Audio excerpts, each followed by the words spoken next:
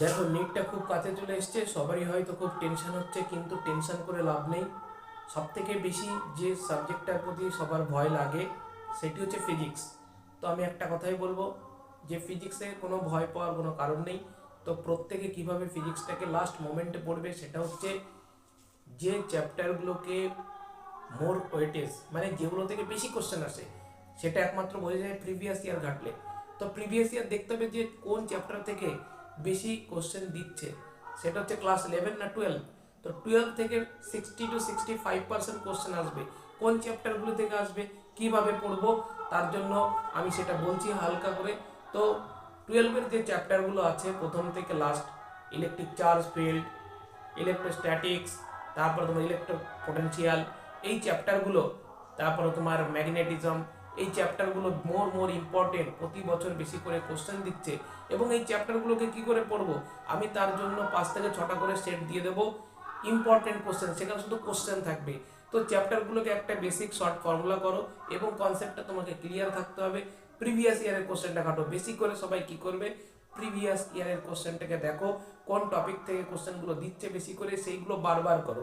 এবং এনসিইআরটির বইয়ের লাস্টে যে অঙ্কগুলো থাকে এবং এনসিইআরটির প্রবলেম, সেই এনসিইআরটির প্রবলেম এবং প্রিভিয়াস ইয়ারটাকে বারবার বারবার শুধু দেখো, প্র্যাকটিস করো অঙ্কগুলোকে বারবার, দিনে 50টা করে ফিজিক্সের অঙ্ক করো, তবেই কিন্তু তুমি ফিজিক্সে ভালো রেজাল্ট করতে পারবে।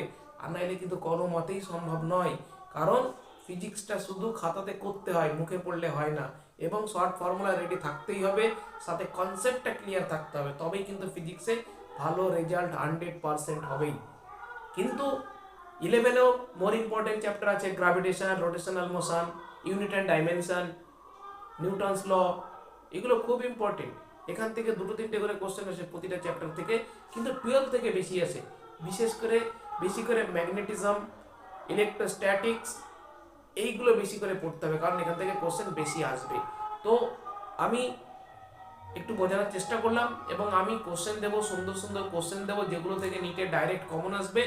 তো তোমরা প্রত্যেক অঙ্কগুলোকে দেখবে এবং যেভাবে বললাম এইভাবে পড়ো, তাহলে দেখবে ফিজিক্সটাকে কঠিন লাগবে না। আর ফিজিক্সটা লাস্টের মোমেন্টে ডেলি করতে হবে, প্রতিদিন, একদিনও বাদ দিলে হবে না, ডেলি করে যেতে হবে, টাচে থাকতে হবে, প্রতিটা সাবজেক্টের সঙ্গে টাচে থাকতে হবে, তবেই কিন্তু হবে। এটাই আমি বলে দিলাম, যেটা ভীষণ ইম্পর্টেন্ট।